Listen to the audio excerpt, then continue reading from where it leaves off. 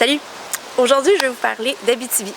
J'ai récemment été invitée à visiter la région avec 4 autres blogueuses et ça a été vraiment une sacrée découverte. La région est tellement jeune que tout est à créer. Il y a beaucoup d'entrepreneurs, il y a beaucoup de créations, de projets.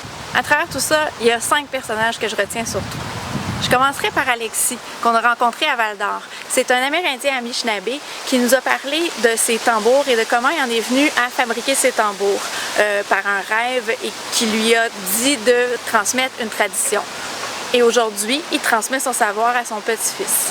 On a aussi rencontré Marie-Frédérique au refuge Pajot dans la région de Amos. Elle parle à tous les animaux du refuge, des animaux qui ont été rescapés, qui ont été abandonnés, qui ont été blessés. Ici, on la voit avec Chewbacca, le porc-épic, l'être le plus adorable de tout le refuge. Toujours dans la région de Amos, il y a Jacques Barry et son épouse Liliane, qui sont 2 artistes. On peut visiter leur atelier et ils nous expliquent comment ils travaillent.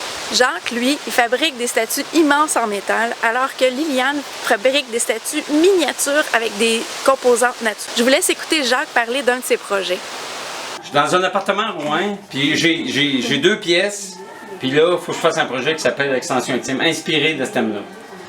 Fait que moi, la première chose, tu sais, je viens de la campagne, puis des sirènes de police, on n'entend pas ça souvent. J'arrive en ville, tout de suite, c'était des sirènes de police, de pompiers, c'était comme si le feu était pris partout. Fait que là, j'ai tout peint l'appartement comme s'il était en feu, tu sais, avec une ligne rouge tout le long. Ensuite, j'ai envie de vous parler de Pascal, le gros trappeur, qui lui trappe les animaux vraiment par amour.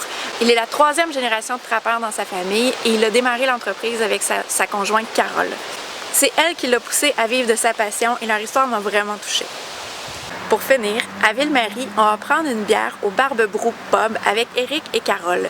Eux, ce sont des agriculteurs qui ont transformé leur ferme laitière en ferme agricole pour cultiver du houblon et faire une brasserie artisanale.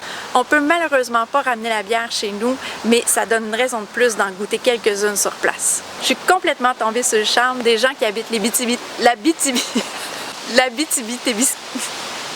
Qui habite l'Abitibi.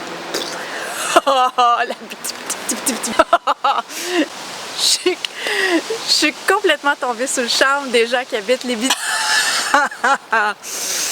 Je suis complètement tombée sous le charme des gens qui habitent l'Abitibi-Témiscamingue. C'est vraiment une belle découverte. Leur dynamisme, leur créativité devrait nous rendre tous jaloux. Si vous avez aimé la vidéo, je vous invite à venir lire sur le blog. J'ai parlé d'autres personnages de l'Abitibi-Témiscamingue. Aimez ma page ou abonnez-vous sur ma chaîne YouTube, ça va me faire plaisir.